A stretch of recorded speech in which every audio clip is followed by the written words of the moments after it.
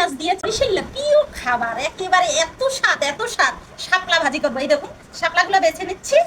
তো এই যে মা গ্রাম থেকে সুন্দর এতটুকু একেবারে গেদু শাপলা পাঠিয়েছে, এই ছোট শাপলা খেতে দারুণ স্বাদ। তো এটা হচ্ছে আমি বেছে নেবো।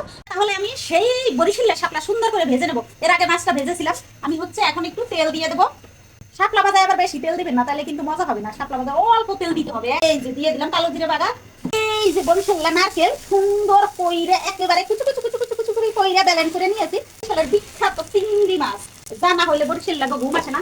দিয়ে দিচ্ছি হলুদ, দিয়ে দেবো একটু মরিচ। এই মরিচ হচ্ছে আমি কম দামের সময় আচারের মতো বানিয়ে সরিষার তেল দিয়ে ভেজে রেখেছিলাম। সেই মরিচ কত সুন্দর, দেখুন খালি খালি করে শুধু বিলিয়ানি হবে, কিচ্ছু লাগবে না, কিচ্ছু দরকার নেই।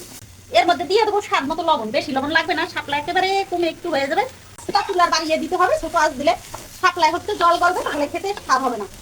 গরম ভাত দিয়ে আর শাপলা ভাজা, চিংড়ি মাছ আর নারকেল, এর চেয়ে ভালো খাবার আর কিছু হয় না এই বর্ষার দিনে। তো শাপলাটাকে আমি ভেজে নেব বন্ধুরা, মাত্র 5 মিনিটে শাপলা ভাজা শেষ, নামিয়ে নেবো। কে কে শাপলা ভাজা খাবেন, এই শাপলা ভাজা সত্যি অর্ডার করতে পারেন অনলাইনে। দেখুন এত সুন্দর, না খেলে বিশ্বাস করবেন না, এত স্বাদ।